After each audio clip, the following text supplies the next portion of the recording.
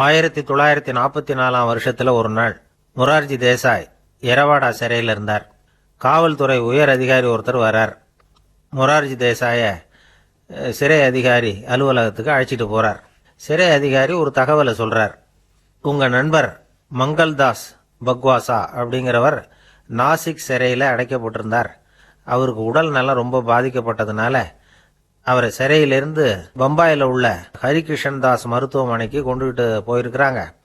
அவரு உங்களை பார்க்கணும்னு ரொம்ப ஆவலோடு இருக்கிறார். அதனால நீங்க பரோலில் போய் பார்த்துட்டு வாங்களேன் அப்படின்னார்.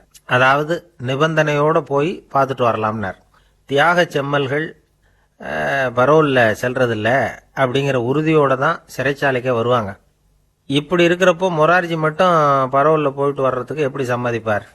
உயிர் நண்பரின் உயிர் ஊசலாடுது அப்படிங்கிறத கேட்டதும் உடனே போய் பார்க்கணும்னு ஆவல் தான். இருந்தாலும் வரன்முறையை மீறி போய் பார்க்கறதுன்னா அது தேச பக்தியையே அவமானப்படுத்துறது மாதிரி ஆகும் அப்படிங்கிறத அவர் உணர்ந்தார். அதனால் நான் பரோலில் போகிறதுக்கு நான் தயாராக இல்லை அப்படின்னு சொல்லிவிட்டாராம். நண்பருடைய கடைசி ஆசையை நிறைவேற்றுறது உங்கள் கடமை இல்லையா அப்படின்னு கேட்டிருக்கார் சிறை அதிகாரி. கடமை தான், அதே சமயம் என்னுடைய கடமையை காப்பாற்றுறதும் முக்கியமாச்சே அப்படின்னாராம் இவர். அதுக்கப்புறம் அந்த அதிகாரி நிபந்தனை இல்லாமலே மொரார்ஜியை வெளியில் அனுப்புறதுக்கு சம்மதிச்சாராம்.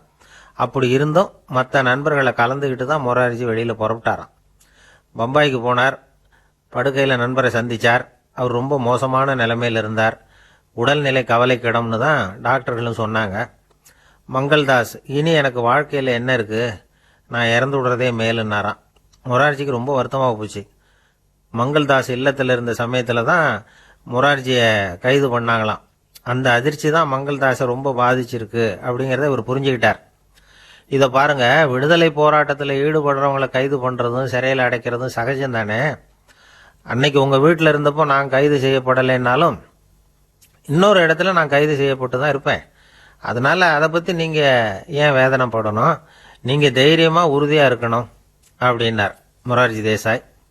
அது மட்டும் இல்லை, அது வரைக்கும் மருந்தே சாப்பிடாமல் இருந்த மங்கள்தாஸை மருந்து சாப்பிட வச்சாராம். 2 நாள் அவர் பக்கத்திலே இருந்தார். அதுக்கப்புறம் பெரிய டாக்டரை பார்த்து மங்கள்தாஸ் உடல் நல சம்பந்தமாக விசாரித்தார். இப்போ பரவாயில்ல, தேறி இருக்கிறார். எப்படி இருந்தாலும் இன்னும் ஒரு 6 மாதம் தான் அவர் உயிரோடு இருப்பார் அப்படின்னு சொல்லிவிட்டார் டாக்டர். ஆனால் அதுக்கப்புறம் நடந்தது என்ன தெரியுமா?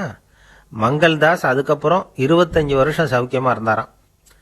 இவர் 6 மாதம் தான் இருப்பார்னு சொன்ன அந்த டாக்டர் 6 மாதத்தில் ஒரு எதிர்பாராத விபத்தில் சிக்கி இறந்து போனாராம்.